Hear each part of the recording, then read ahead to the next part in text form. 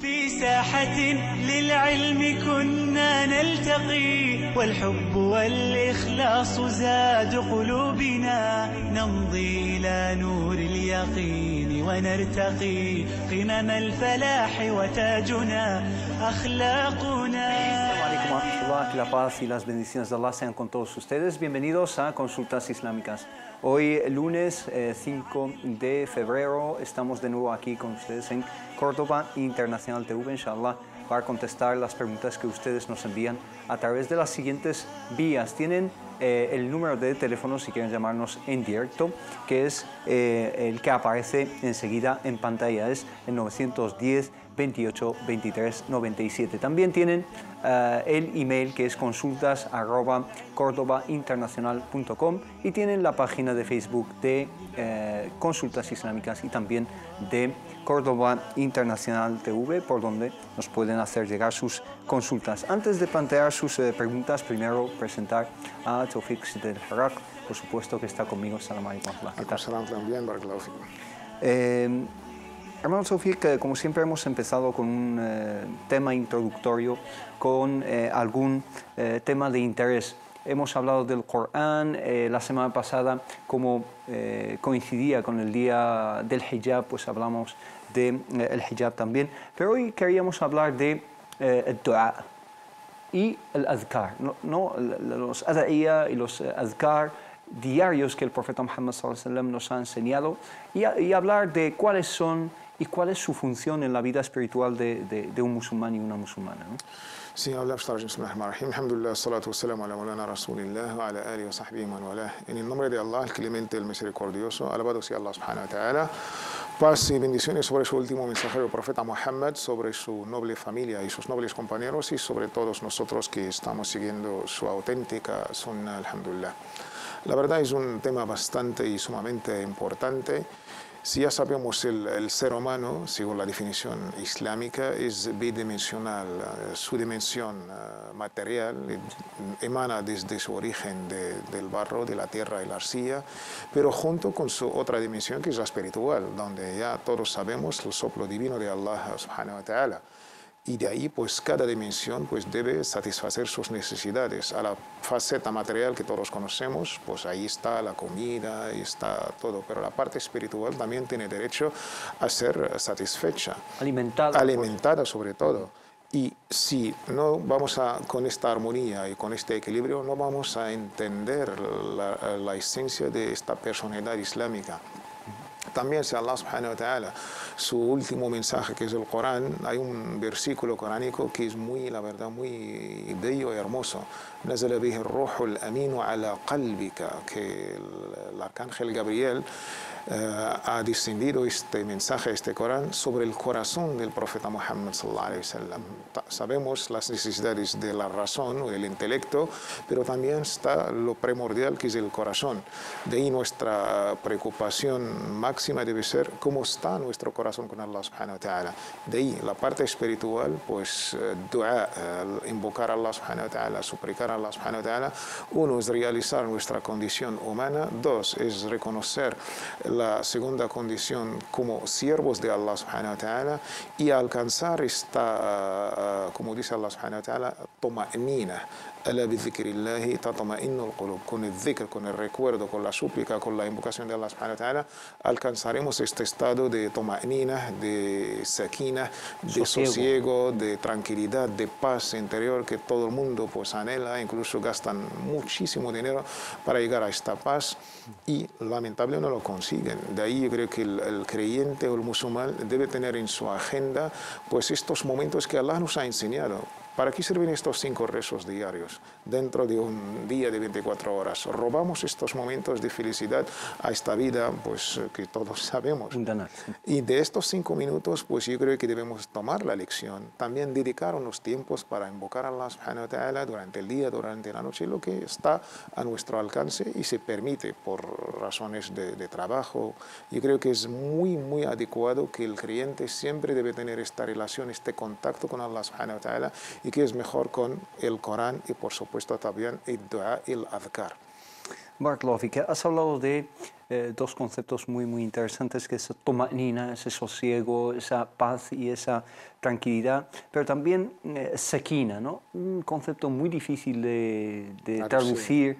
También en hebreo existe la palabra shakinah, ¿no? Que es quizá una paz que solo viene de Allah subhanahu wa ta'ala, solo viene dada de Allah subhanahu wa ta'ala y que no puedes encontrar en ningún sitio excepto con Allah subhanahu wa ta'ala.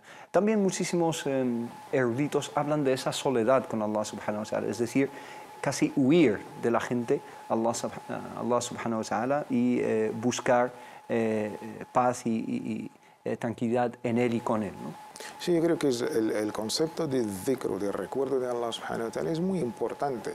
Desde ya la definición un poco lingüística, normalmente dhakara es cuando recuerdas algo, se supone que has olvidado. Pero cuando recuerdas a Allah subhanahu wa ta'ala, lo olvidado eres tú, no Allah subhanahu wa ta'ala, glorificado sea. Te has olvidado a ti mismo, ¿no? Exacto, este es el concepto. Nasullah fa ansahum anfusahum. Si te olvidas de Allah subhanahu wa ta'ala, pues será... Te olvidarás de ti. Allah se olvidará de ti. Y esto es el peor castigo. Si Allah te olvida de ti, esto ya... Incluso si tú no recuerdas a Allah subhanahu wa ta'ala, estás viviendo una ausencia. Si recuerdas a Allah, alcanzarás la presencia. Y esos son conceptos que se saborean. Y esto es lo que nos hace falta. Lamentable que la juventud, sobre todo cuando ya empieza estos pasos con la fe, con el compromiso, con las prácticas religiosas, van solamente por la parte un poco jurídica, intelectual, y dejan un poco la parte espiritual. Esto yo creo que es una asignatura pendiente, debemos corregirla lo antes posible. Está muy bien dedicarse al estudio, a la jurisprudencia, pero cómo está tu corazón, cómo está tu faceta espiritual, esto es mucho más importante. Ya lo decía Abdullah ibn Umar, desde los primeros días del Islam, decía que no pasaban de 10 aliyas hasta otras aliyas, hasta estudiarlas y llevarlas a cabo en su vida, en su comportamiento, y criticaba a la gente de su tiempo. No sé qué va a decir Abdullah ibn Umar hoy en día. Dice que nosotros utina el-imana qabla al-Qur'an wa antum utitumu al-Qur'ana qabla al-iman fa antum tanfurunahu natra ad-daqal. Criticaba una situación, no era una anomalía. Una condición de su tiempo, ¿no? Sí, que ellos se interesaban por la parte jurídica y debates y halal y haram, pero se olvidaron de la parte espiritual. Y esto yo creo que es un error que hay que corregirlo. También Allah subhanahu wa ta'ala dice que su sagrado libro es Shifa, ¿no? Dice que es una cura y sana los corazones, ¿no?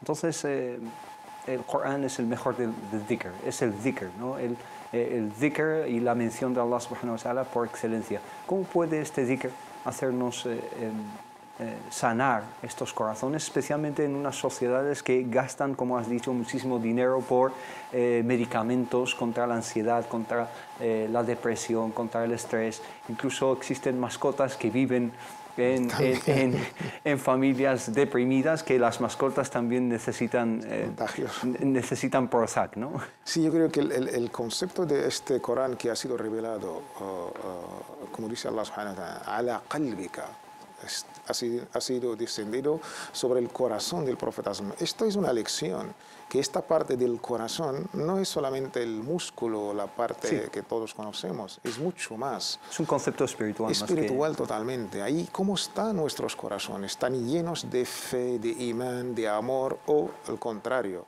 Yo creo que están nuestros corazones enfermos, porque hay otro término en el Corán, habla de marad, marad al-qulub, la enfermedad de los corazones. Fi qulubihim marad. Fi qulubihim marad, fazadahumullahu marada. En sus corazones hay una enfermedad, y esta enfermedad no es la enfermedad que un poco biológica o física que todos conocemos, sino son términos espirituales. De ahí, para sanar y para curar estas enfermedades, ¿qué es mejor que el Corán, la palabra de Allah? Y la palabra de Allah en su esencia es pleno dua, es pleno, digamos, diálogo íntimo con Allah subhanahu wa ta'ala, recuerdo de Allah subhanahu wa ta'ala. Empezando, ¿por qué recitamos las 17 veces, como mínimo al día, Surat al-Fatiha? lo hacemos por algo canónico que es salat. Pero meditamos una de cada palabra de esta sura, es pleno dua, es pleno diálogo con Allah subhanahu wa ta'ala, con el conjunto de la comunidad, con esta vida pasajera, con la otra vida, y rogando e invocando a Allah subhanahu wa ta'ala. Yo creo que de esto debemos tener ejemplo para el resto del Corán. Y que es mejor de dedicar un tiempo para esta faceta espiritual que es dhikrullah y dua. Muy bien, este tiempo el profeta Muhammad sallallahu alaihi wasallam estipuló o indicó algunos tiempos del día y de la noche en los cuales pues deberíamos hacer estos azkar, ¿no? Azkar al-masa, azkar al-sabah, azkar al-masa, pero también existen algunas circunstancias por viaje, por distintas situaciones de la vida que también está recomendado hacer dhikr. ¿Nos puedes hablar de esto? Sí, yo alhamdulillah soy musulmán. Y la pregunta, ¿cómo debo ser musulmán? La respuesta es seguir el ejemplo de nuestro amado y querido profeta y mensajero Muhammad, la paz y la con él. Muhammad sallallahu alaihi wasallam siempre recordaba a Allah subhanahu wa ta'ala las 24 horas, independientemente cómo está asustado, de pie, caminando, durmiendo, comiendo, viajando, siempre está presente con Allah subhanahu wa ta'ala. Y este es el ejemplo. Esta faceta espiritual pues nos afianza nuestra fe. Es como una batería. No hay que, y siempre estamos en términos nuestros en cobertura con Allah subhanahu wa ta'ala. De ahí, tú estás conectando o estás conectado con Allah subhanahu wa ta'ala, o es que estás fuera, o estás totalmente en lo que el Corán llama el ghafla.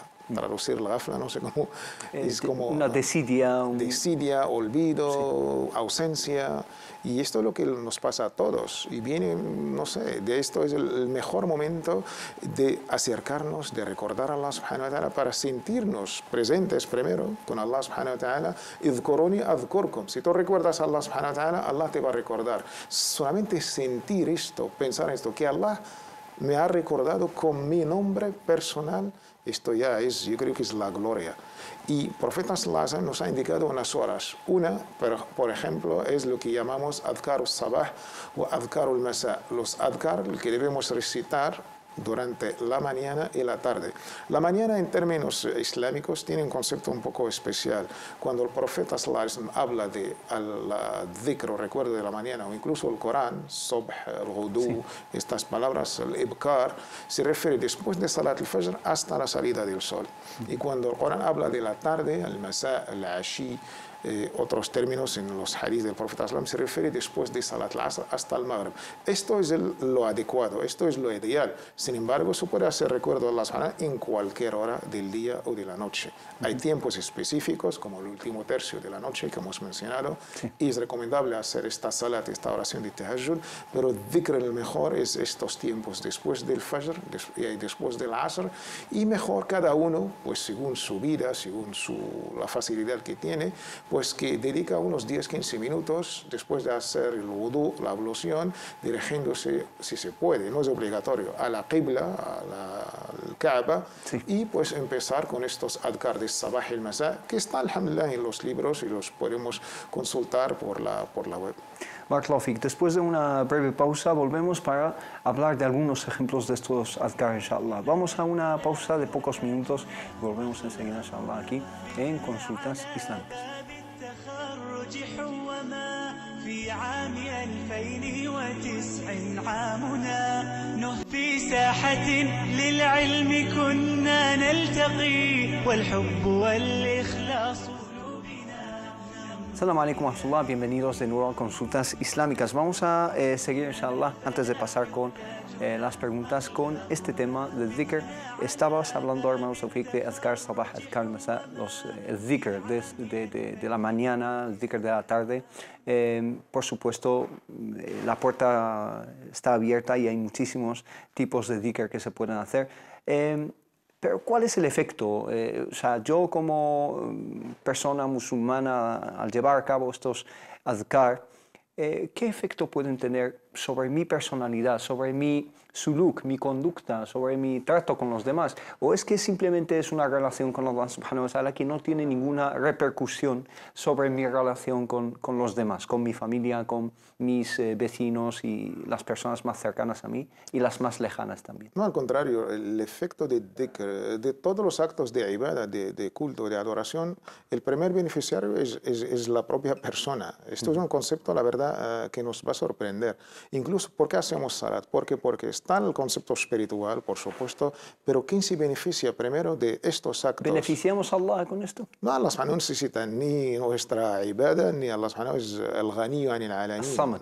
As-Samad, y por supuesto ni siquiera le afecta a nuestros pecados y mucho menos necesita nada de nuestros actos de culto, sino es todo eso para nuestro beneficio. Si Allah subhanahu nos ama, la pregunta, ¿tú amas a Allah subhanahu wa ta'ala? Cada uno su objetivo es ser amado por Allah subhanahu wa ta'ala, por supuesto. Y si te ama Allah subhanahu wa ta'ala con estos actos de dhikr, ¿quién se va a beneficiar primero de dhikr Allah subhanahu wa ta'ala, de dua, de sala, de todos los actos de la ibadah? Es la propia persona creyente musulmana. Está complaciendo a Allah subhanahu wa ta'ala, y esto se nota en su propia vida. Dice un famoso hadith del profeta sallallahu alaihi wasallam, aquel que recuerda a Allah subhanahu wa ta'ala y aquel que no, es como el ejemplo del vivo y el muerto.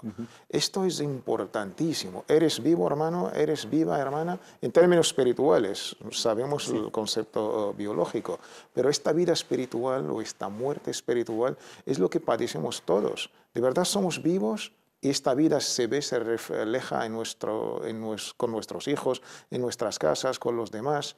Y este concepto es muy importante. Una casa donde no se recuerda a Allah subhanahu wa ta'ala, donde no se recita el Corán, es una casa como ruinas. Ruinas. Sí. Y estos son conceptos muy importantes, porque esta felicidad que todos buscamos y gastamos para conseguirla, aquí está la receta coránica y profética del profeta sallallahu alaihi wasallam, dedicando estos momentos al dhikr de Allah subhanahu wa ta'ala, sentarse, dirigirse, recordar a Allah subhanahu wa ta'ala, alabar a Allah subhanahu con sus nombres más bellos y hermosos, sobre todo los que todos conocemos, los 99 por lo mínimo, hay más, pero por lo menos estos 99. ¿Y cuál es la moraleja o la lección? Nuestros sabios dicen, cuando hablamos de Asma al-Husna o de Sifat o al-Asma, los atributos o los nombres que atribuimos a Allah subhanahu wa ta'ala, sublimes, laysa kamithlihi shay wa huwa as-sami'u al-basir, es que tahaqquq wa takhalluq, pues que esto se plasma y luego se ve, se nota en nuestros modales, en nuestro comportamiento.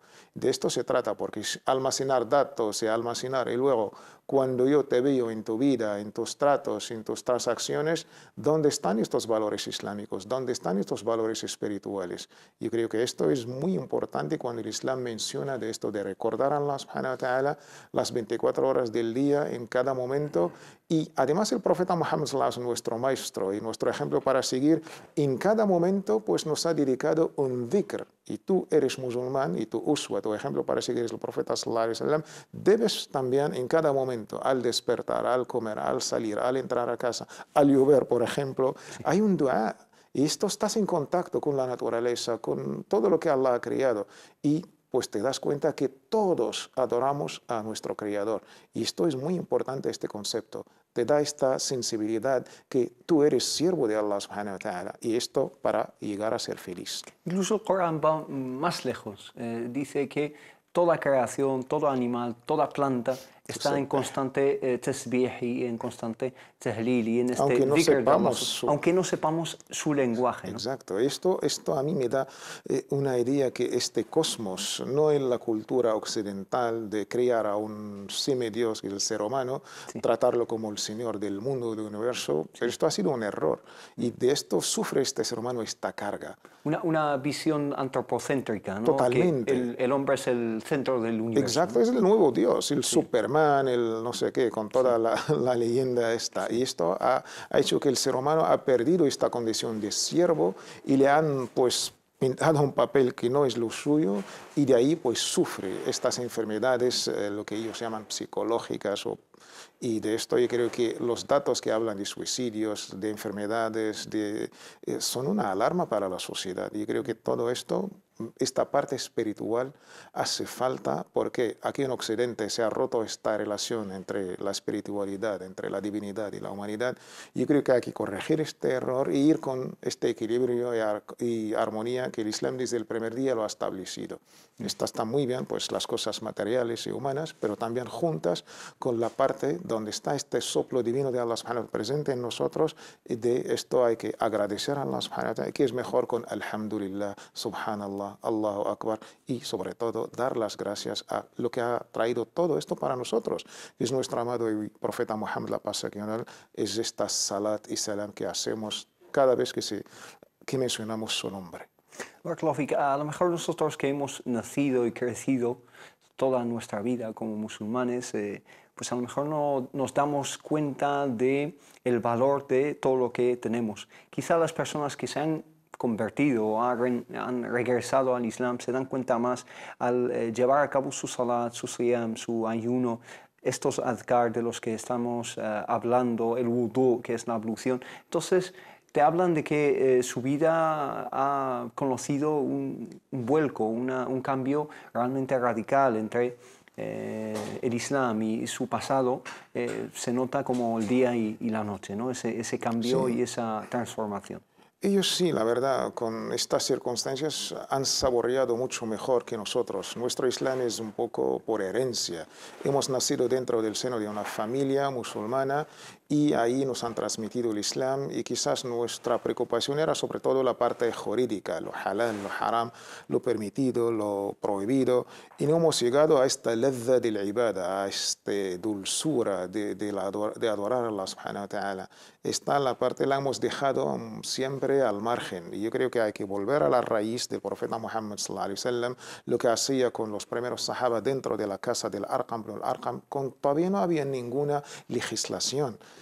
Y solamente se reunían para alabar a Allah subhanahu wa ta'ala, para rezar. Estos momentos espirituales es lo que hace falta al mu'min, al creyente, para que se afianza su fe y para tener esta presencia con Allah subhanahu wa ta'ala. Y yo creo que es lo recomendable, es dedicar unos momentos, 10 minutos cada día, por la mañana, por la tarde, de cada creyente, que empieza con la lectura de un hizb, de lo que puede una página o dos del Sagrado Corán, y después con los adhkar de la mañana es mañana y la tarde es la tarde, y los adhkar que todos conocemos, 100 veces la ilaha illallah, 100 veces subhanallah wa bihamdi, subhanallah al-azim, y alabar y salat sobre el profeta sallallahu alaihi wasallam. Y esto cada persona lo va a notar, inshallah, en su propia vida. Día tras día va a notar este cambio espiritual y va a notar el cambio mismo antes o un después. Aconsejamos a los hermanos, a las hermanas, que dedican un tiempo con el adhkar de Y van a notar y lo van a notar, inshallah. Barakallahu fik, los resultados sí que se notan, subhanallah. Es algo, como dicen los ulama, mujarrab, ¿no? Experimentado, Sí. testado, ¿no? Sheikh al-Islam Ibn Taymiyyah dice, el adhkar para el creyente es como el agua para el pescado. Sí. El No pez puede vivir. no Sí. puede vivir fuera. Sí.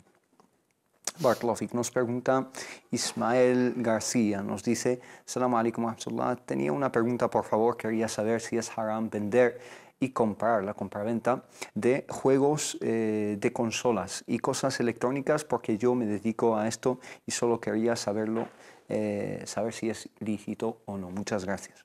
La compra y venta de cualquier producto en sí misma es halal, está permitida. La pregunta es el contenido. El uso también. El uso. Estos juegos, pues, ¿de qué van? ¿De qué tratan? De temas contrarios a los preceptos islámicos. En este caso está colaborando sobre el munkar, sobre algo que está prohibido. وتعاونوا على البر والتقوى ولا تعاونوا على الإثم والعدوان. Allah nos aconseja de colaborar sobre el bien, sobre las cosas permitidas, pero si es un juego, su contenido, pues violencia o contenido un poco no es decente, en este caso no está permitido, porque está colaborando sobre la propagación de un daño moral o físico. Y una palabra acerca de la adicción que existe a los videojuegos también, ¿no? Exacto, esta es la nueva cultura, esto es lo que se vende en nuestra sociedad. No hay nada sólido. Había un sociólogo, filósofo Zygmunt Bauman, que hablaba que hemos perdido la solidez de los valores. Todo es líquido, la civilización es líquida, el amor es líquido. Sí, incluso en árabe existe la palabra muyua, ¿no? Que es muy parecida, ¿no? Y esto yo creo que se vende humo. El otro día hemos mencionado este sueño de ganar un premio en la lotería, el valor de trabajar. Y esto afecta al conjunto de la sociedad. Ahora se vende estos momentos, no sé de qué, el juego, como en vez de dedicar unos tiempos a dhikr, a recuerdo a Allah, vivir en una realidad virtual. Fantasías que se crean y si un estado mental y se vende unos valores dentro de estas cosas y se cae en la adicción y ahora hay enfermedades nuevas. Sí. Consultas solamente para, de una manera u otra, curar estas enfermedades. Las estadísticas que existen acerca de esto son realmente chocantes, ¿no? Especialmente porque la industria de los videojuegos ya supera la industria cinematográfica. Eso por un lado, y las estadísticas de adicción y de los efectos nocivos que tienen estos juegos o el uso, digamos, obsesional. El exceso, exacto. Jugar está permitido dentro del pero la obsesión que crea. La obsesión, el exceso, e incluso cuando afecta a otras cosas. Cuando afecta a los estudios. Esto son datos objetivos. Los estudios, sobre todo en la época de esta edad de adolescente, pues ahora se está hablando no de fracaso escolar, está hablando del abandono escolar. Y no hablamos también de pues, la parte económica. Claro. El uso de los videojuegos sí que es lícito, lo que pasa es que estos videojuegos están creados para afectar a la psique de la persona, es decir, para crear esta adicción, ¿no? Porque ello, por supuesto, les beneficia económicamente a estas compañías. Pedro nos pregunta lo siguiente, dice, ¿por qué el profeta Muhammad sallallahu alaihi wasallam y su familia, que Allah esté complacido con ellos, no aceptan sadaqa, la caridad, ni el regalo? No, hay que corregir al hermano. Exacto. El profeta aceptaba el regalo pero no aceptaba sadaqa, la caridad. El profeta sallallahu alaihi wasallam, en más de un hadith de textos auténticos, pues no aceptaba sadaqa. Incluso un día su nieto, el Hussein alayhi salam, pues se le ha dado una caridad a la casa del profeta sallam, dátiles, como caridad, no como regalo. Y quería comer, el profeta sallam le ha prohibido, diciéndole que no sabías, Hussein, que esto es prohibido para nosotros. Las razones, los sabios han dado muchas explicaciones. También el hadith de Salman al-Farisi, que Allah esté complacido con él, cuando vino a Medina desde Persia, pasando por el Oriente Medio, Levante, etc. Pues también una de las señales o características del profeta sallallahu es esta, ¿no? Eso ya existía en los libros. Sí. Y esto ya, durante este viaje buscaba la verdad, los judíos, los cristianos que han encontrado, pues han coincidido que una de las señales, y esto ya es casi una manera un poco un milagro, y Salman pues sobre todo tenía esto en cuenta, que el profeta sallallahu alaihi wasallam no aceptaba sadaqa, la caridad. ¿Por qué? Porque el profeta sallallahu alaihi wasallam en un concepto coránico, cuando Allah habló de sadaqa, habla khud min amwalihim sadaqatan tutahhiruhum wa tuzakkihim biha, que sadaqa o la caridad es un concepto que nos purifica a nosotros, nos purifica de todos los pecados que hemos cometido. Esta es la filosofía. El profeta sallallahu alaihi wasallam, ¿de qué se va a purificar? Y creo que esto va a ser un poco indigno hablar por la persona del profeta sallallahu alaihi wasallam. No es algo más que un ser humano, pero también por la otra parte Allah subhanahu wa ta'ala lo ha preferido, no es como el resto de los seres humanos, con este mensaje, con este Corán. Infalible también. Exacto, infalible. Y otro concepto que dan los sabios es que sadaqa normalmente se da a los pobres, a la gente necesitada, y es un concepto un poco de, entre comillas, inferioridad. Y esto no coincide con la nobleza del profeta sallallahu alaihi wasallam. Siempre va a estar necesitado. Entonces, la persona que da sadaqa siempre está un poco por encima. Otra cosa es que el profeta sallallahu alaihi wasallam, aceptando sadaqa, económicamente va a depender de unos ingresos económicos. Esto va a condicionar su mensaje. Quien paga, quien manda. Exacto. Y esto Allah lo ha tenido desde el primer día. Y esto era casi, para Quraysh, era la mejor manera de criticar de una manera fuerte al profeta sallallahu alaihi wasallam. Acepta nuestro dinero, entonces nosotros lo pagamos. El primer día el profeta profeta sallallahu alaihi wasallam le ha sido prohibido, no solamente a él, incluso a su familia, Ahlul Bayt alayhi salam, la paz sea con él, y esto yo creo que es una lección muy importante. Sí, es algo realmente que llama la atención, ¿no? Sí, el hadiyah, regalo, sí que lo aceptaba, incluso por decir, kana yaqbalu al-hadiyata wa yuthibu alayha. El profeta aceptaba regalo, incluso pues daba recompensas. Y el famoso hadith del profeta sallallahu alaihi wasallam es bellísimo, es como un mensaje para tahaddu tahabu, hacer regalos para que os amáis entre vosotros. Sí, es una sunna del profeta Muhammad sallallahu alaihi wasallam, regalarse cosas los unos a los otros para difundir un amor. Sí. Nos preguntan acerca de un hadith, si es sahih, si es daif, si es mawdu', si es fabricado o realmente falso, que dice, según Abu Hurayra radiyallahu anhu, Nabi sallallahu alaihi wasallam, que el profeta sallallahu alaihi wasallam dijo, quien lea la sura de Dukhan, el humo, la noche de previa al viernes será perdonado. Man qara'a Hamim al-Dukhan fi laylat al-Jum'ah ghufira lah. Y dicen que es narrado según Tirmidhi y es el hadith que aparece en pantalla tanto en árabe como su traducción al español. ¿Qué nos dicen acerca de este hadith, Tawfiq? Y hay bastantes hadithes también similares que circulan acerca de ciertos thawab, cierta recompensa por la lectura de algunos capítulos, ¿no? Normalmente los hadiths sobre las virtudes y las cosas es el campo donde más ha sido la fabricación y ha sido introducida pues esta falsificación de los hadiths. Establecer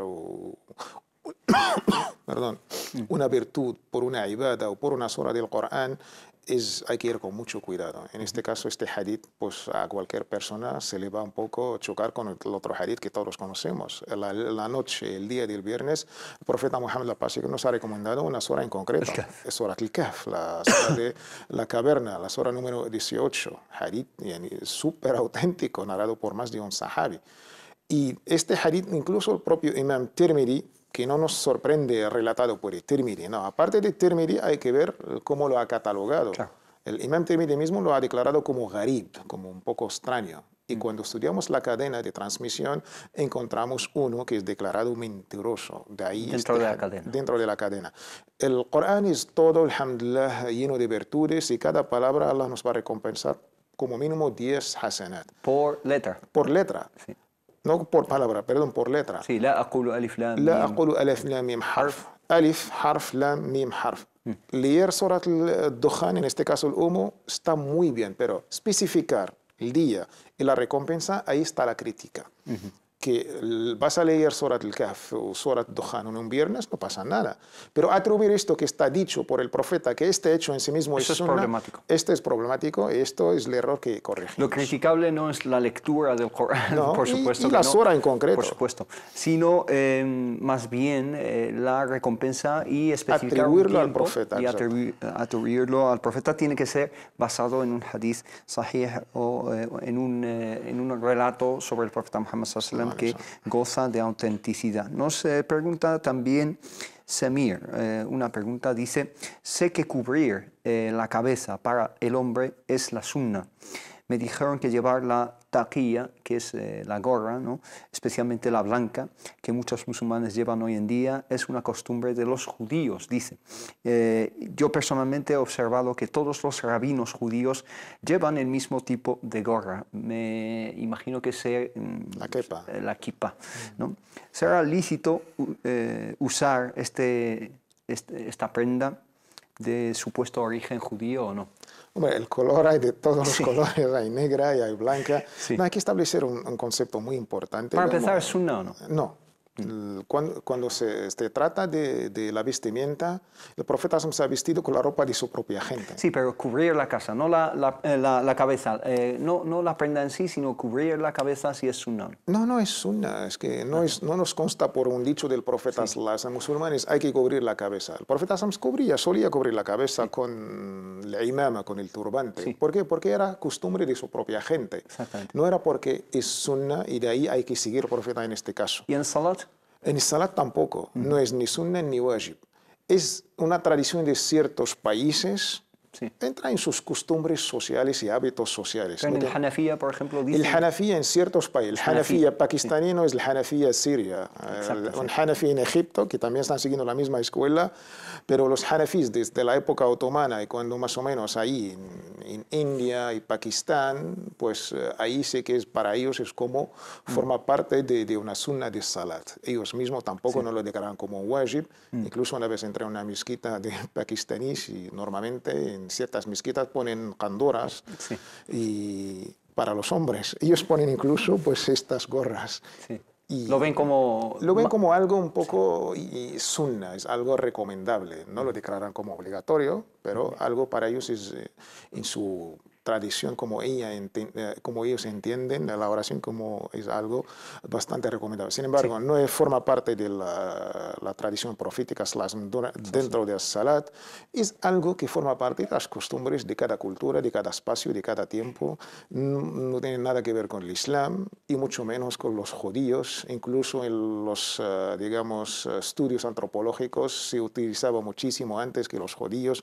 Se ha visto en lo que se ha encontrado en la arqueología, sobre la zona de Mesopotamia. Es algo cultural, algo que entra, y sobre todo el concepto islámico, la vestimenta es sunan al-adat, entra en las tradiciones, no entra en los actos de ibadat. Cada uno al gusto, cada uno lo que a él le gusta, sin pensar que forma parte de sunna o de la religión islámica, o mucho menos de una ropa islámica que el profeta nos ha indicado, hay que vestir de esta manera o de otra. Sí, pero para este hermano Semir, por ejemplo, lo que le resulta problemático quizá es la semejanza que existe entre esta prenda y la prenda utilizada por los judíos, y por eso te dice si es lícito o no. No, primero no es correcto, porque antes otros lo utilizan esta misma prenda, y tampoco no hay que tener esta un poco obsesión de cada cosa de los demás, tenemos que ser diferentes. Hay que ser diferente en las cosas de culto, en las cosas un poco específicas de una cultura o de una religión u otra, y lo más que nos afecta en los actos de creencia y los actos de ibadah, de adoración. Aquí, man tashabbaha biqawmin falaysa minhum, el famoso hadith que imita, fahuwa minhum, que imita a una gente, va a ser como ellos. Este tashabbuh hay que entenderlo, no hay que extrapolarlo a toda la vida, no. Si tú vas a imitar a esta gente en las cosas que son específicas de ellos, una ropa de un budista, hombre, si yo me voy a vestir de esta ropa roja amarilla y me voy a afeitar el pelo, esto sí que entra, ¿no? Primero he perdido mi propia personalidad. Sí, porque es una ropa específica de un monje budista, o por ejemplo de un sacerdote cristiano, entonces... Exacto. Este es el tashabbuh. Extrapolarlo a cualquier cosa, no hemos entendido el tashabbuh. Barakallahu fik, que muchas veces se tiene una confusión con estos conceptos, especialmente el concepto de tashabbuh. Sí que he notado en muchísimos jóvenes que tienen muchas, digamos, las confusiones, fiestas, se ha extrapolado este concepto y ha sido bastante como una carga sobre los hermanos y las hermanas. Barakallahu fik, que nos hemos quedado sin tiempo. Taufik, muchísimas gracias por todo, por tus aportaciones, y a ustedes muchas gracias por haber planteado sus preguntas y también por habernos seguido. Nos vemos inshallah muy pronto, el jueves que viene, aquí en Consultas Islámicas en Córdoba Internacional TV. Assalamu alaikum wa rahmatullah, que la paz sea con todos ustedes.